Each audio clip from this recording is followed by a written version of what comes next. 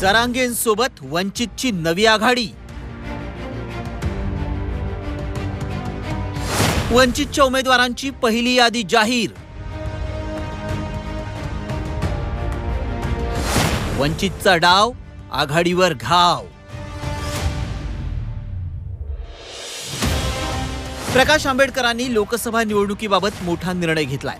वंचित बहुजन आघाडीच्या 8 उमेदवारांची पहिली यादी आंबेडकरांनी जाहीर केली आहे। तर अकोल्यातून प्रकाश आंबेडकर स्वतः निवडणुकीच्या रणांगणात उतरलेत। वंचित बहुजन आघाड़ी का इस्तेमाल जो है वो परिवारवाद बचाने के लिए इस्तेमाल करना चाहते थे, कि जिसको हमने पूरी तरह से रिजिस्ट किया है। हम लोग इस बात को जानते हैं कि काफी बड़ी आलोचना होगी, लेकिन लोगों की अगर नस मैं अगर जानता हूं, अगर पहचान सकता हूं, तो आम जनता को परिवर्तन की जरूरत है। सांगलीमधून प्रकाश शेंडगेंच्या ओबीसी बहुजन पक्षानं उमेदवार उभा केल्यास त्यांना पाठिंबा देणार असल्याची घोषणाही आंबेडकरांनी केली आहे। तसंच नागपूरमधून काँग्रेसला बिनशर्त पाठिंबाही जाहीर केलाय। महाविकास आघाडीसोबत काडीमोड घेताना आंबेडकरांनी जरांगेंसोबत नवी आघाडी केली आहे। प्रकाश आंबेडकरांनी अंतरवाली सराटीत जाऊन जरांगेंची भेट घेतली। वंचितच्या घडामोडींना त्यानंतर वेग आला।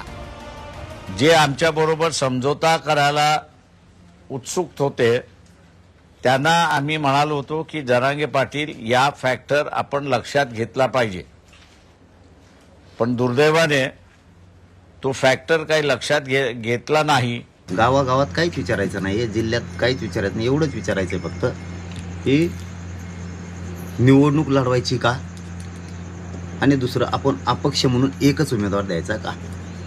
तो अहवाल येईपर्यंत 30 तारखेपर्यंत मी समाजाला मायबाप मानलेलं आहे, त्यामुळं समाजाला पुन्हा ते विचारल्याशिवाय, या अहवाल आल्याशिवाय मी कुठला निर्णय आता तुम्हाला सगळं 30ला सांगतो। एकीकडे वंचितनं मवियासोबत फारकत घेतली असली तरी वंचितनं मवियासोबत यावं अशी आग्रही भूमिका मवियाच्या नेत्यांनी घेतली आहे। माझी आजही हात जोडून विनंती आहे प्रकाश आंबेडकरांना की आंबेडकर साहेब, तुम्ही आंबेडकरी विचारांचे पुरस्कर्ते आहात।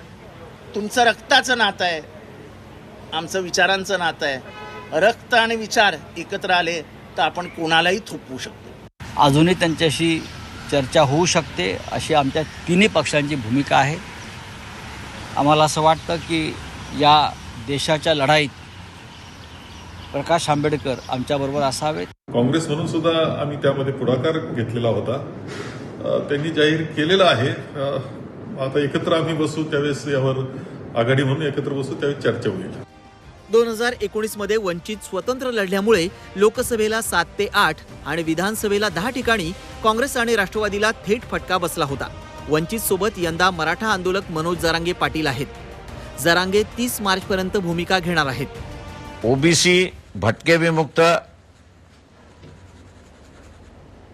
हा फॅक्टर लक्षात घेता या समूहातून उमेदवारी द्यायची आणि त्यांना जिंकूनही आणायचं। वंचितचे उमेदवार मुस्लिम, जैन, ओबीसी, गरीब वर्गातील असतील। त्यासोबतच मराठा आंदोलक मनोज जरांगे सोबतही वंचितने नवी आघाडी केली आहे। तेव्हा प्रकाश आंबेडकरांचा हा नवा पॅटर्न यशस्वी होतो का, की महाविकास आघाडीला याचा फटका बसून भाजप प्रणित महायुतीला याचा फायदा होतो, हे येणाऱ्या लोकसभा निवडणुकीतच कळणार आहे। जय जगड, झी मीडिया, अकोला।